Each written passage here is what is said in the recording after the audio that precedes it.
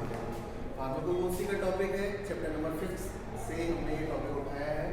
तो इसके वीडियो के अंदर हम लोग डिस्कस करेंगे कि एस्ट्रिंजेंट्स क्या होते हैं और उसके कुछ एग्जाम्पल्स को यहाँ पे डिस्कस करेंगे। तो सबसे पहले जान लेते हैं हम लोग कि एस्ट्रिंजेंट्स होते क्या हैं। तो इसमें हम लोगों ने एक छोटी सी डेफिनेशन में एस्ट्रिंजेंट्स को कवर अप किया है।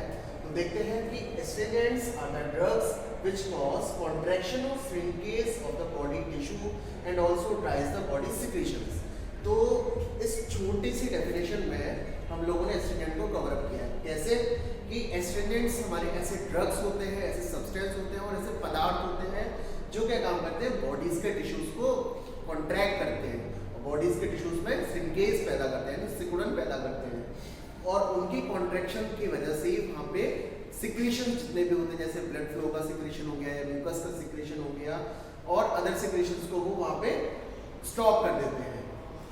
उसके अलावा जितने भी बॉडी के सिक्रीशंस होते हैं, मतलब सिक्रीशंस होते हैं बॉडी के, उसको ड्राई करने का काम भी एस्ट्रिंजेंट्स का काम होता है।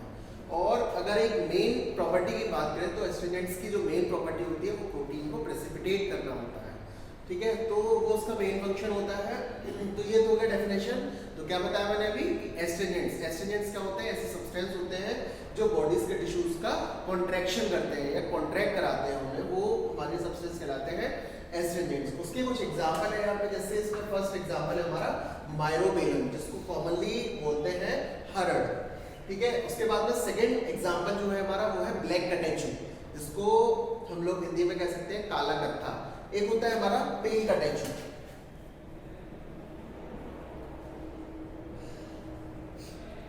पेल कटेचू, ये भी हमारा एस्ट्रिंजेंट की तरह काम करता है, इसको पीला कत्था बोलते हैं। ठीक है, तो इसमें हमें क्या करना है, अब इसमें हमारे सिलेबस के अकॉर्डिंग दो ड्रग को यहाँ पे एक्सप्लेन करना है हमें, मायरोबेलन और ब्लैक कटेचू। तो इसमें हम लोग फर्स्ट ड्रग को डिस्कस करते हैं, मायरोबेलन। तो मायरोबेलन क्या होता है, इसको हम लोग कॉमन लैंग्वेज में हरड़ इसको बोलते हैं।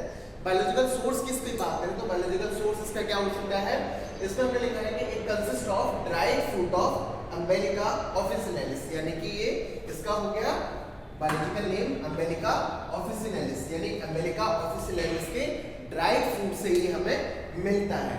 ठीक है, मायरोबेलन क्या होता है, अम्बेलिका ऑफिसिनेलिस के ड्राइड फ्रूट से हमें मिलता है। इसकी फैमिली की बात करें तो इसकी फैमिली है हमारी यूफोरबिएसी, ये इसकी फैमिली होती है।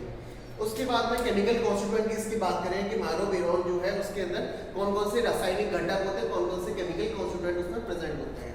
तो फर्स्ट इसमें पॉइंट लिखा हुआ है, it is rich natural source of vitamin सी।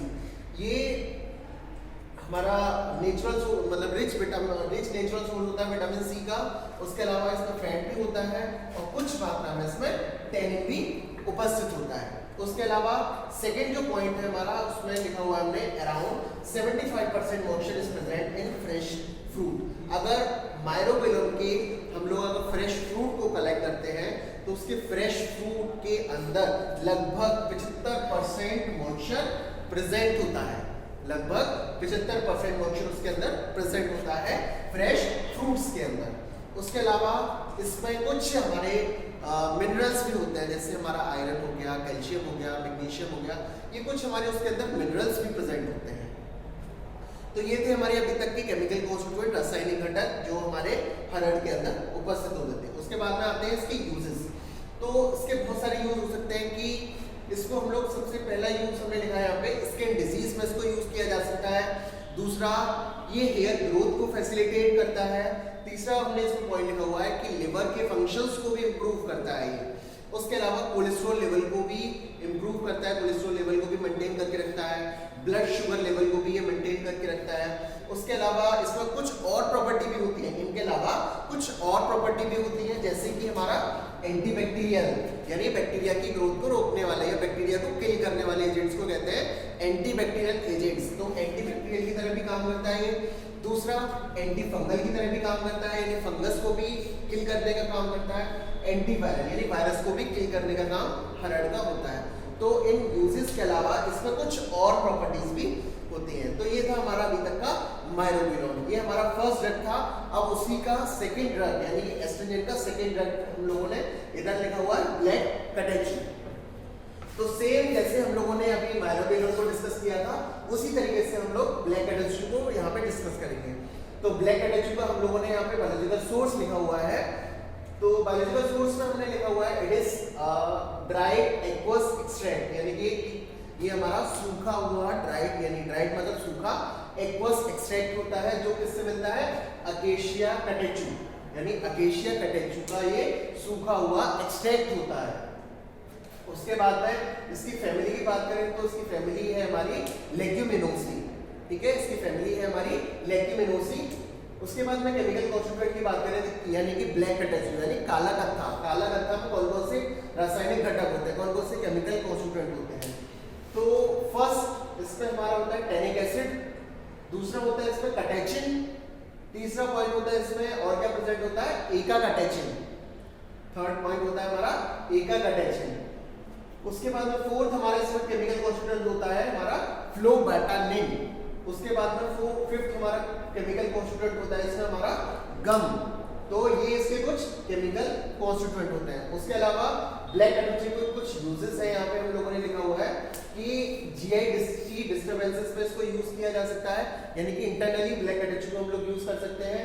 उसके अलावा कफ में भी इसको यूज किया जा सकता है, डायरिया की कंडीशन में भी इसको यूज किया जा सकता है।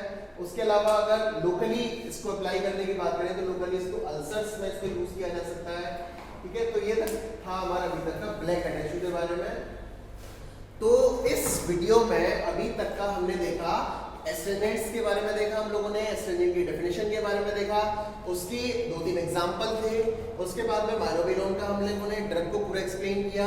उसके बाद में सेकंड ड्रग हमने एक्सप्लेन किया ब्लैक कैटेचू के बारे में, ठीक है। तो ये था अभी तक हमारा पूरा एस्ट्रेजेंट्स के बारे में। अब आप लोगों को करना क्या है, आप लोगों को करना ये है कि इस वीडियो को देखते हुए और जो भी मैं पीडीएफ आपको प्रोवाइड कराऊंगा उस पीडीएफ के थ्रू और इस वीडियो के माध्यम से आपको अपनी हैंड राइटिंग में इस पूरे टॉपिक को लिखना है और लिखकर मुझे नेक्स्ट डे आपको रिवर्ट करना है। रिवर्ट करने के बाद में फिर आपको करना क्या है कि वो पेपर जो आपने लिखा हुआ है वो अपने पास संभाल के रखना है। जब आपका एग्जाम टाइम हो उसको आप अपने हिसाब से निकाल करके रखिएगा, जिससे आपको पढ़ने में आसानी रहे। Thank you.